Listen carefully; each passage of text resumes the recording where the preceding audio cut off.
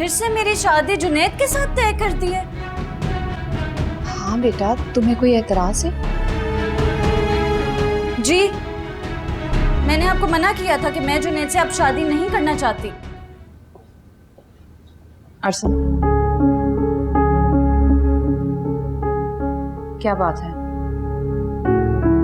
तुम कुछ खफा खफा से लग रहे हो मुझे आजकल। ऐसी कोई बात नहीं। बात है।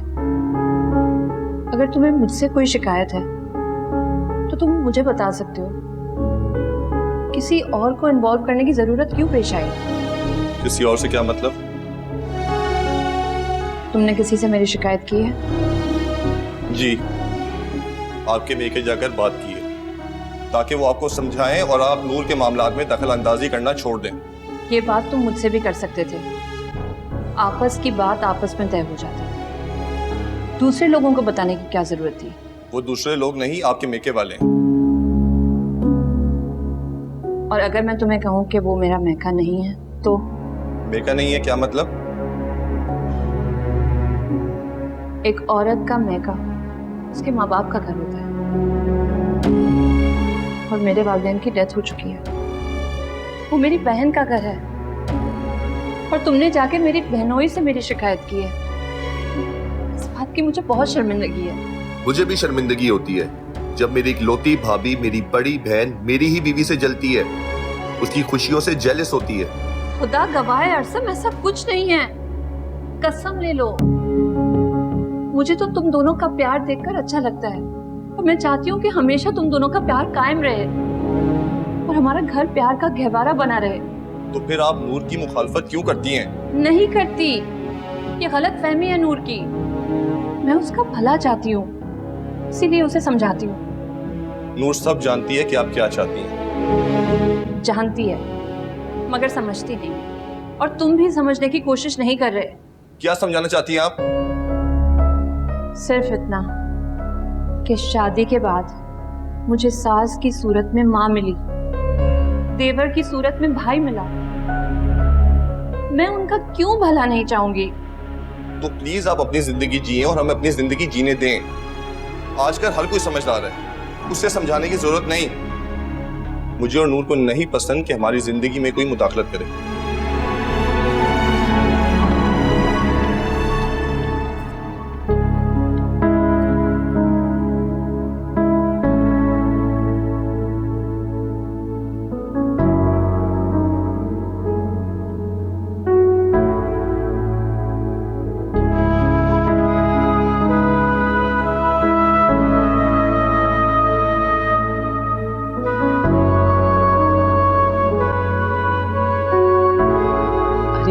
अतिया, आओ बैठो बेटा।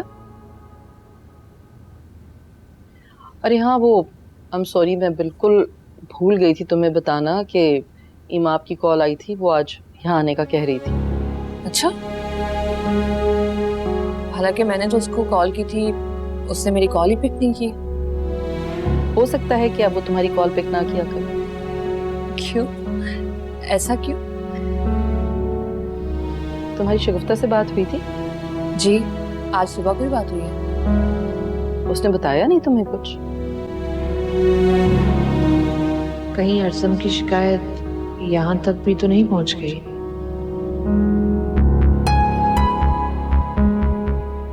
अतिया, कोई परेशानी की बात नहीं है, खुशी की खबर है। अच्छा, तो फिर प्लीज जल्दी से बताए ना। इमाम की बात तय हो गई है जुनैद से। वाकई? हाँ, मुबारक हो तुम्हें, लेकिन इमाम ने बताया नहीं तुम्हें? नहीं। हाँ, अगर उसका इधर आने का प्लान था तो शायद वो मुझे सरप्राइज करना चाह रही हो, वरना तो हर दुख सुख वो मेरे साथ शेयर करती है। I know. खैर, अच्छी बात है। मैं तो चाहती थी कि इमाम मेरी बहू बने, लेकिन चाहती तो मैं भी थी कि हम दोनों एक ही घर में बने। चलो, शुक्र है हमारे बजाय इमाम की ख्वाहिश पूरी होने जा रही है। जी बिल्कुल। मुझे यकीन है कि जुनैद इमाम का बहुत ख्याल रखें। इंशाल्लाह। इंशाल्लाह।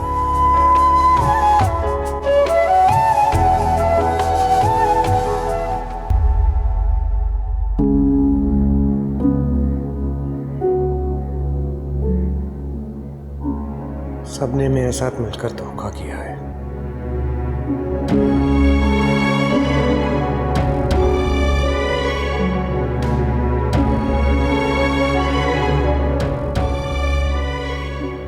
मुझे अब ना तुम चाहिए हो ना तुम्हारा, क्योंकि तुम इस काबिल नहीं हो जो मेरा हाथ थाम के रखो। इसी खुशफहमी में रहो तो अच्छा है, वरना ठुकराए जाने का दर्द इंसान को अंदर ही अंदर मार डालता है। मुझे तो अतिया खाला की मंगनी बचाने के लिए कुर्बान किया गया है।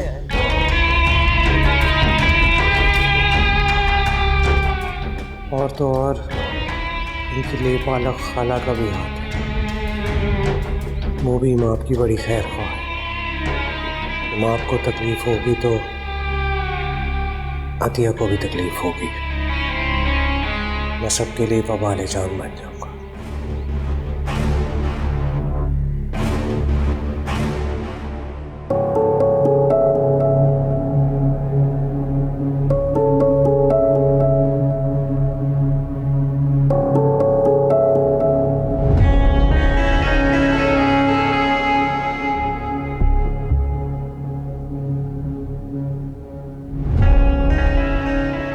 इमाम की जुनैद से बात तय हो गई है, शादी भी हो जाएगी।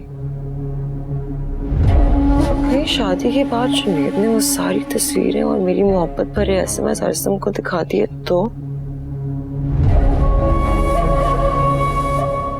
मेरी तो जिंदगी अजाब हो जाएगी, सब कुछ छिन जाएगा मुझसे। जुनैद को रोकना होगा,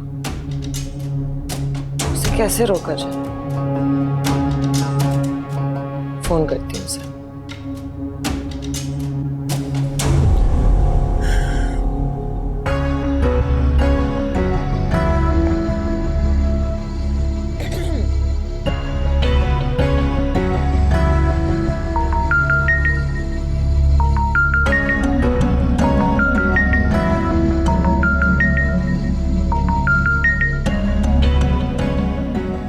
हेलो। हेलो जुनैद, कैसे हो? अभी भी वैसा का वैसा ही, और जैसा भी हूँ तुमसे मतलब। अरे बात तय होने वाले दिन भी गुस्सा? मतलब की बात करो, क्योंकि मतलब के बगैर तुम बात भी नहीं करती। जुनैद गुस्सा थूक दो, एक भरपूर जिंदगी जीने की कोशिश करो, एंजॉय करने की कोशिश करो। तुम जी रही हो ना भरपूर जिंदगी? अल्हम्दुलिल्लाह। तो जियो। तुम एक भरपूर जिंदगी कब जियोगे? जल्द बताऊंगा। ओहो, गुस्सा थूक दो और मुबारकबाद कबूल कर। मैं मिठाई भी भिजवाती हूँ। इस तकल्लुफ की जरूरत नहीं थी। जरूरत है जुनैद, तमाम नफरतें दिल से निकाल लो, अपनी जिंदगी जियो और मुझे भी मेरी जिंदगी जीने दो। देखो, मैं अपनी बहन की मोहब्बत नहीं छीन सकती थी, मेरी भी मजबूरी समझने की कोशिश करो।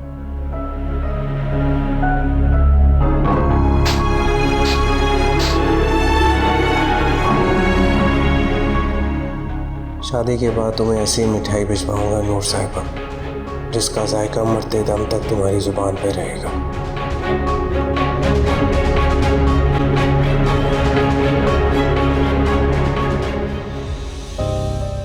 अस्सलाम वालेकुम। वालेकुम अस्सलाम। कैसी हो?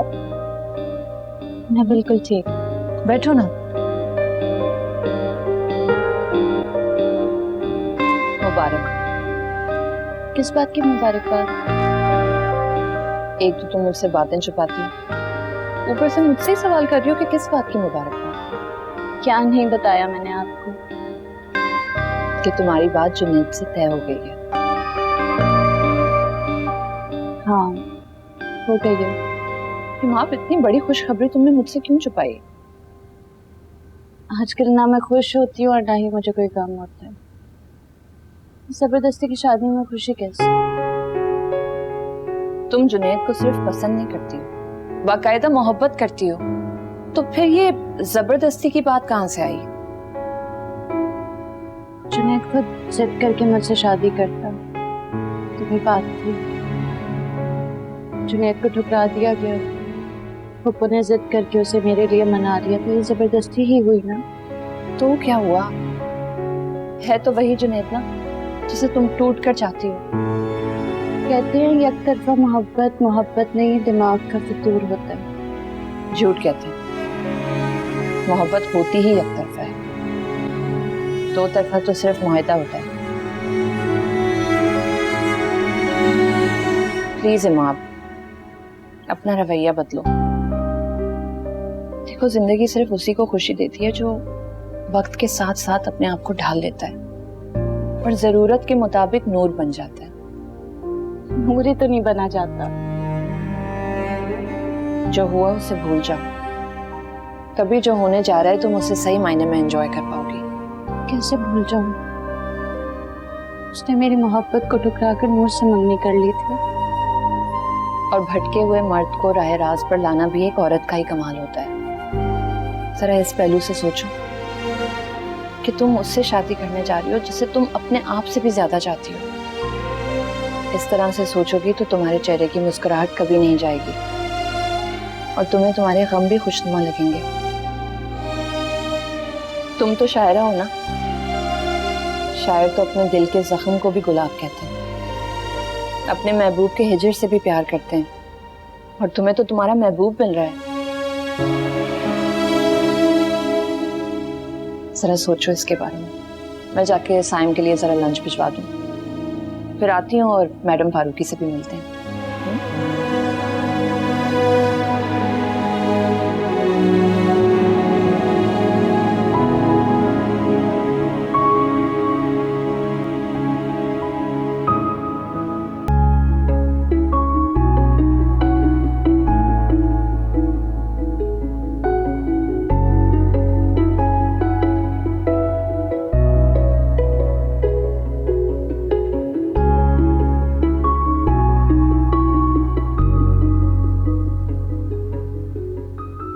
न जाने अत्या ने लंच में क्या बनाया होगा। मेरा तो बिरयानी खाने को दिल कर रहा है। यूं करता हूँ, मैं अत्या को कॉल करके मना कर देता हूँ और बाजार से ऑर्डर कर लेता हूँ। गुड आइडिया है।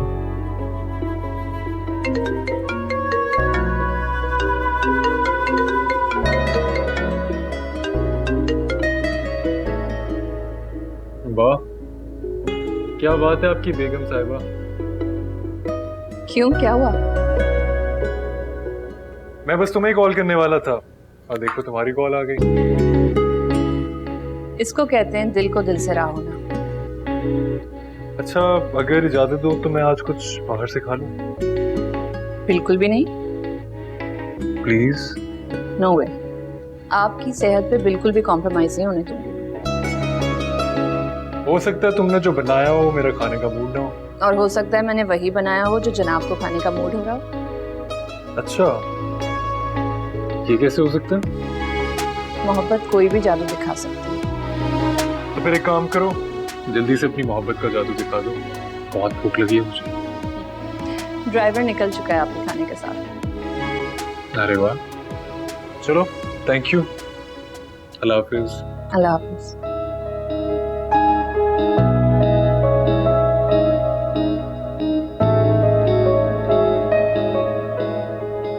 कनीज, कनीज,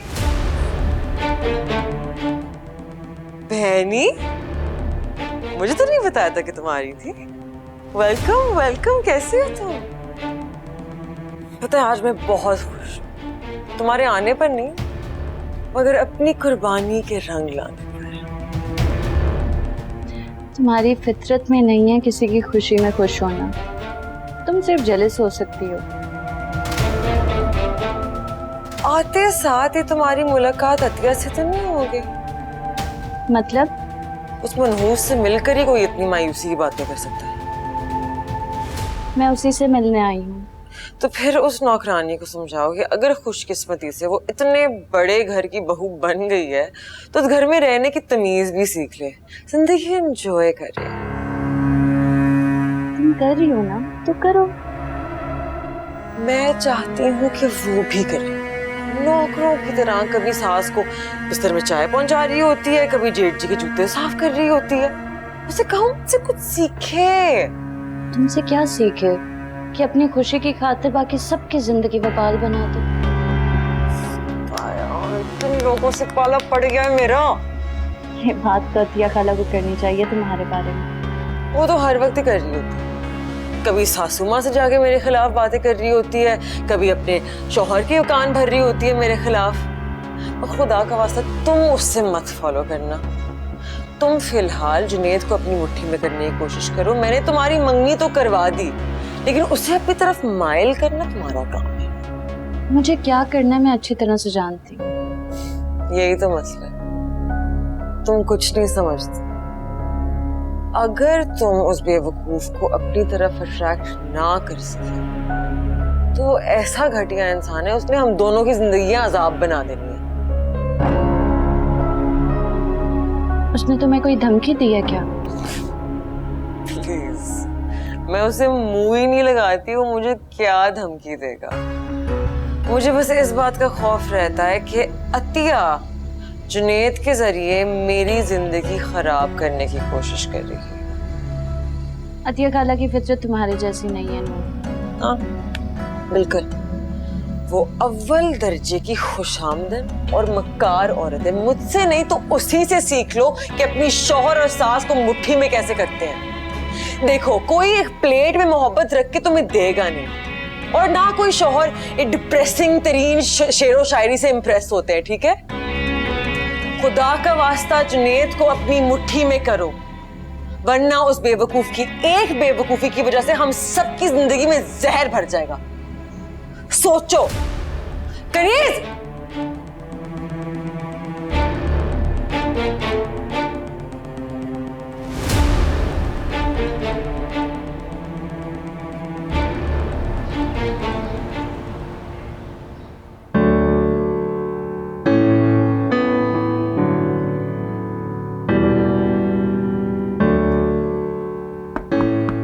कम इन। जी सर, ये बेगम साहबा ने खाना भिजवाया आपके लिए। चलो ठीक है, तुम जाओ।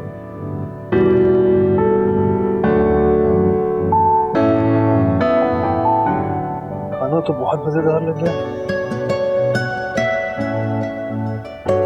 वाह क्या बात है।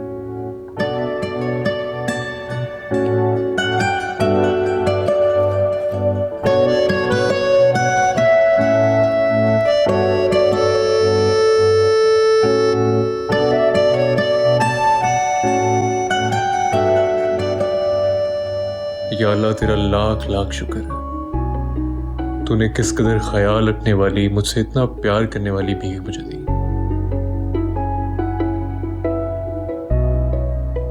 भाई आप सबसे पहले तो तुम्हें बहुत बहुत मुबारक हो कि तुम्हारी बात वहीं तय हो गई जहां तुम चाहती थी। जी शुक्रिया मैडम। अरे भाई शुक्रिया मेरा नहीं, तुम अल्लाह मियाँ का अदा करो जिन्होंने नामुमकिन को मुमकिन बनाया। जी पता ही माँ, दुनिया में हर किसी की शादी उसकी मर्जी से नहीं होती, हर किसी को अपनी पसंद का शख्स नहीं मिलता। तो तुम तो लकी हो कि तुम्हें अपनी पसंद के मुताबिक ही अपना जीवन साथी चुनने का मौका मिला। जी मैं भी माँ आपसे यही कह रही थी कि जिंदगी बहुत कम लोगों को चांस देती है। सही बात है।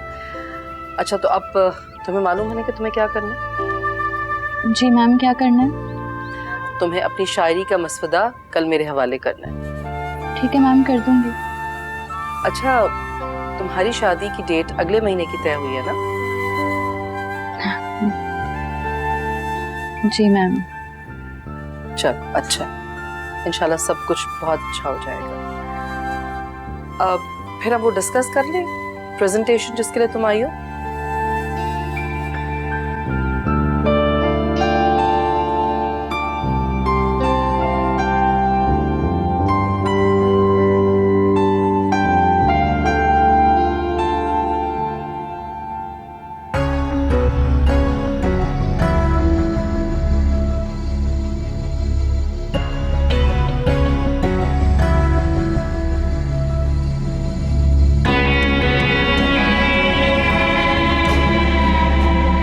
जबरदस्त, गुड हो गया ये। अब आप दोनों इस पर काम शुरू कर दें, ये बिल्कुल फाइनल ड्राफ्ट। जी मैम, आप बिल्कुल बेफिक्र हो जाए, और मुझे इजाज़त है, मैं चलती हूँ। जरूर। अतिया, ड्राइवर से कहें कि इमाम को छोड़े। जी मैं करवा देती हूँ। मैम आप तकल्लुफ़ ना करें, मैं कुछ चली जाऊँगी। तकल्लुफ़ तुम कर रही हो, तुम दोनों आराम से गपशप करो और जब तुम्हारा दिल चाहेगा ड्राइवर तुम्हें छोड़ आएगा। ठीक है। मैं जरा अपना ठीक देख लो कुछ चीजें।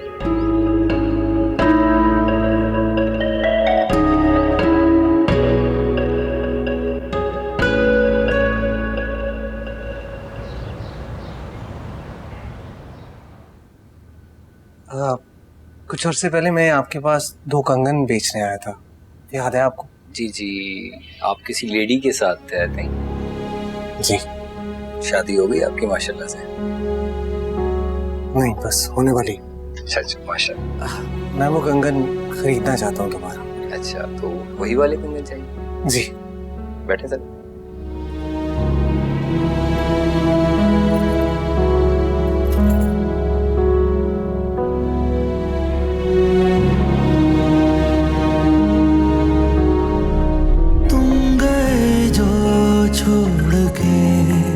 रास्ते भी खो गए,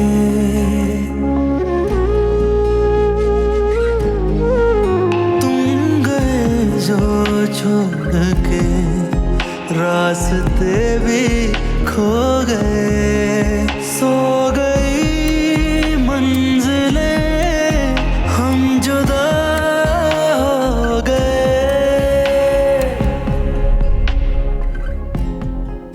सर ये तो नहीं थे? जी जी, यही थे बिल्कुल। Thank you so much. Please bill करवा। जी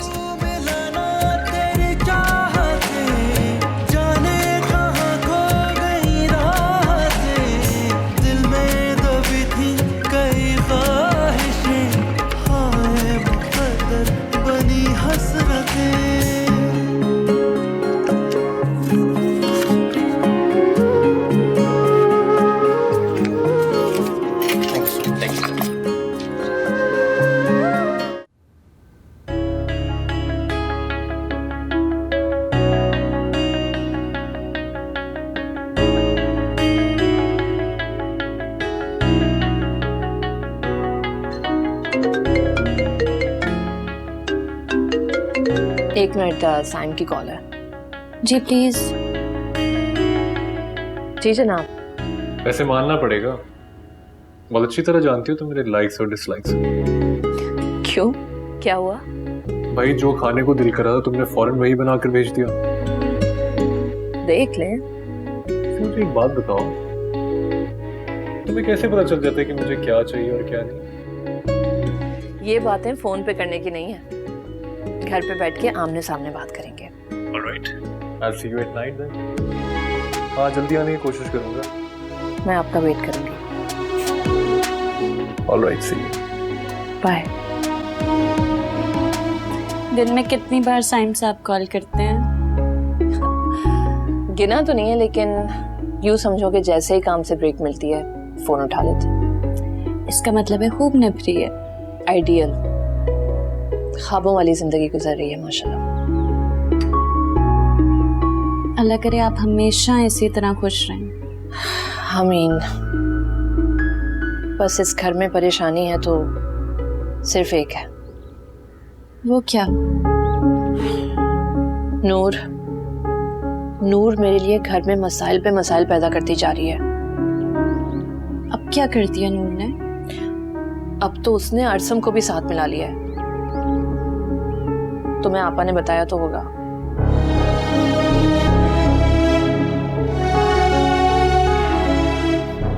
मुझे अम्मी ने कुछ भी नहीं बताया। अरसम ने घर जाके मेरी शिकायत लगाई है अशरफ भाई से कि मैं नूर को दबा कर रखती हूँ, उसको तंग करती हूँ वगैरह वगैरह। इस बात पे अशरफ भाई इतना अपसेट हो गए कि उनका बीपी शूट हो गया। Oh my God. वो तो इधर आके मेरी बेइज्जती करने के लिए तैयार थे, भला वो आपा को जो उन्होंने उनको रोक दिया। एक तो अब्बू भी फौरन नूर की बात मान के एक्शन ले लेते हैं। माँ को तुम्हारी बात भी मानते हैं। प्लीज उनको हकीकत का बताओ और उनका दिल मेरी तरफ से साफ करवाओ प्लीज। खाला आप फिक्र ना करें, मैं अब्बू से बात करती हूँ। आप परेशान मत हो बिल्कुल भी।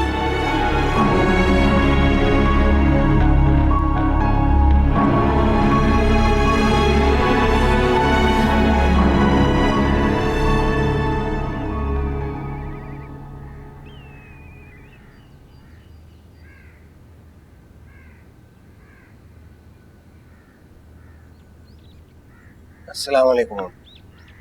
वालेकुम सलाम। अच्छा हुआ तुम आज जल्दी आ गए। अशरफ भाई के घर जाने का बहुत मूड हो रहा था।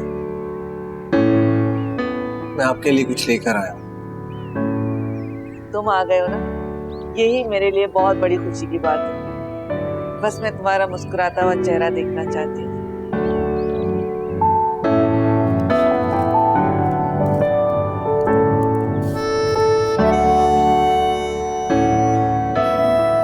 क्या है ये? खुद देख ले।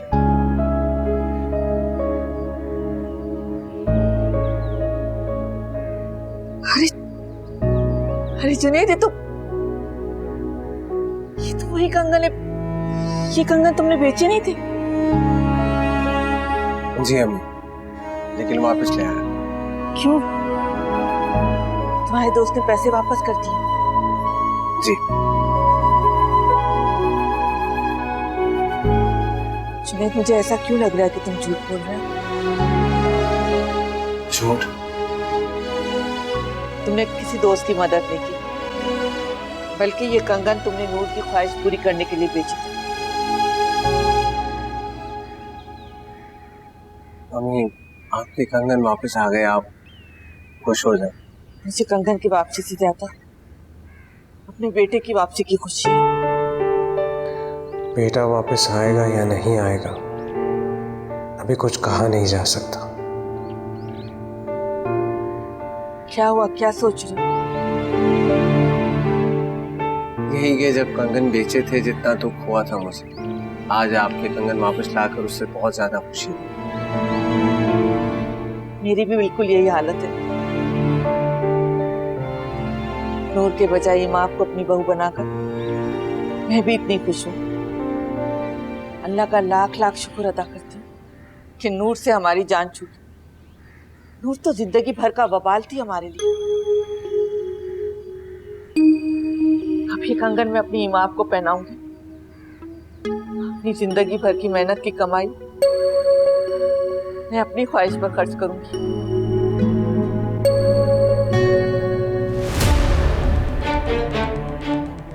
नूर मेरे लिए वबाल थी नहीं, उसे मेरे लिए वबाल बनाया गया। और इस शादी के बाद मैं सबके लिए वबाले जान बन जाऊंगा।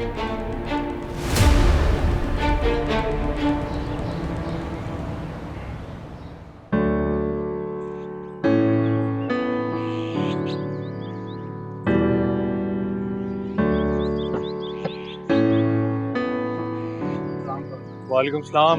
ऑफ हो गया तुम्हारा? घर जा रहे हो? चलो ठीक है।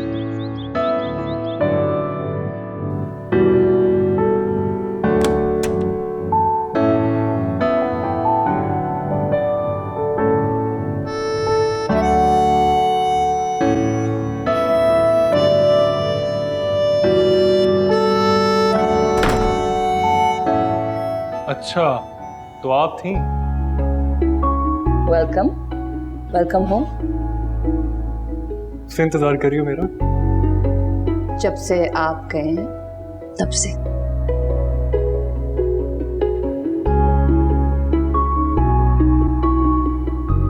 मैं इस कदर खुशकिस्मत हूँ कि मुझे डर लगता है। डर? डर किस चीज का? यही कि कहीं मेरी खुशियों को किसी की नजर ना लग जाए। प्यार दुनिया का सबसे ताकतवर जज्बा है और ताकतवर चीजों को नजर नहीं लगती। अल्लाह करे ऐसे ही। यकीन करें, ऐसा ही है। चले? चले।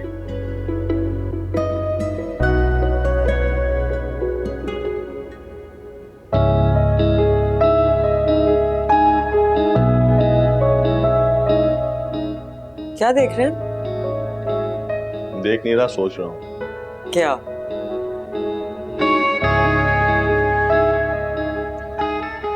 यही कि तुम एक ख्वाब हो या हकीकत? कुछ नहीं। अब कुछ महसूस हुआ कि मैं ख्वाब हूं या हकीकत? तुम एक ऐसी हकीकत हो जिस पर ख्वाब जैसा गुमान होता है। आप जानते हैं ना कि मुझे इतनी मुश्किल उर्दू समझ में नहीं आती। जैसे मुझे तुम्हारी समझ नहीं आती। दिल करता है तुम्हें देखते देखते आंखों में बसा लूं। मोहब्बत को स्टोर नहीं किया जा सकता। जानता हूँ मोहब्बत रिपीट होना चाहती है और आने वाले लम्हे मैं कंट्रोल नहीं कर सकता, लेकिन इन लम्हों को जाया किए बगैर मैं तुम्हें जी भर के देखना चाहता हूँ। आंखें तो आंसू नहीं संभाल सकती, लम्हे क्या महफूज करें। बात तो ठीक ही है तुम। अच्छे की बातें छोड़े, मैंने आज ड्राइविंग सीखी। तो ठीक है, आज से तुम्हारी बकायदा ड्राइविंग की ट्रेनिंग स्टार्ट करता हूँ। पक्की बात है? पक्की बात है। ठीक है, फिर मैं चलाऊंगी गाड़ी, मैं आपको ड्रॉप किया करूंगी। चलो। अच्छा ये बताओ कि क्या कहोगी? अच्छा डिसाइड करते रहो। चल।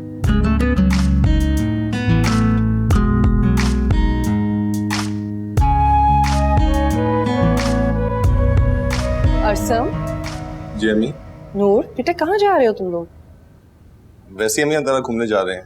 और रात का डिनर भी बाहर करेंगे हम। नहीं, लेकिन डिनर तो हम साथ घर पे करेंगे आज। दरअसल अतिया एक स्पेशल डिनर तैयार करवा रही है सबके लिए, इसलिए सबका घर पर होना जरूरी है।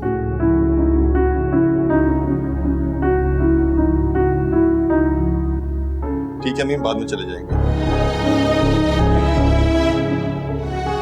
मैं चीजें रख के आ जाऊँ।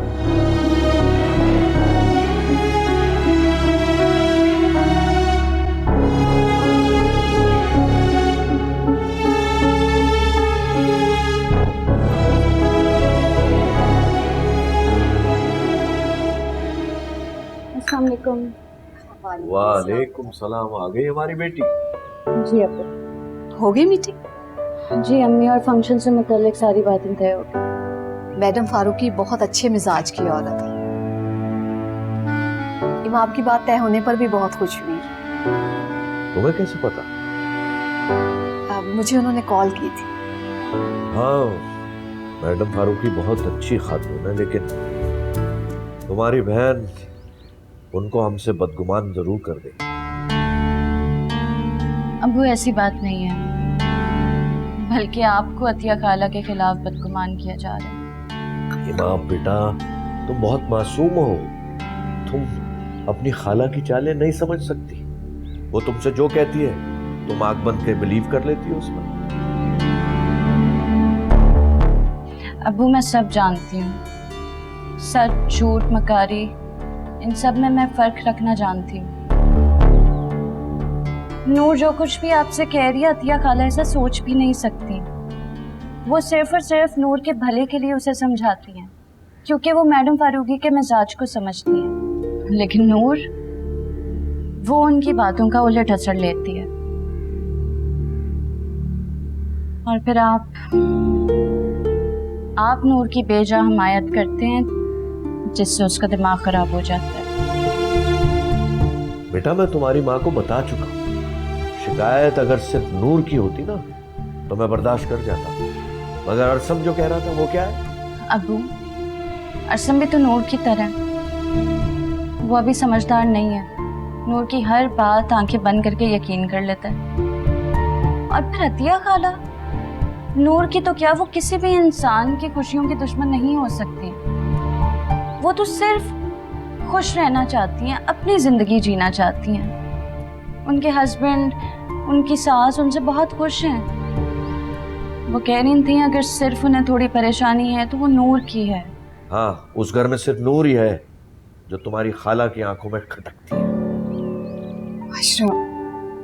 देखिए, आप इमाम की बात समझने की कोशिश तो करें।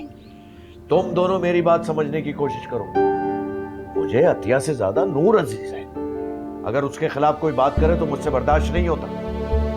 अगर नूर किसी को तकलीफ दे तो? नूर ऐसी नहीं है बेटा, तुम्हारी खातिर तो उसने कुर्बानी दी, तुम्हारे रास्ते से हट गई। और तुम्हारी पसंद का भी ख्याल रखा। यही तो आपकी गलत फहमी है अब्बू। नूर जो करती है सिर्फ अपने लिए करती है। बस सीमा बस। और एक बात गौर से सुन, अगर अब भी कोई नूर की शिकायत आए ना तो मैं डायरेक्ट चला जाऊंगा बेगम फारूकी के पास, और ये तुम अतिया को भी बता देना। हद होती है किसी चीज की। मैं किसी की औकात याद नहीं दिलाना चाहता। अब मेरा सबर का पैमाना लबरेज हो चुका। मैंने अतिया, इमाम और नूर में कभी कोई फर्क ही नहीं रखा। अगर अतिया मेरी बेटी नूर का घर बर्बाद करना चाहती है तो फिर मैं फर्क पैदा करूंगा और फिर बताऊंगा कि फर्क क्या होता है।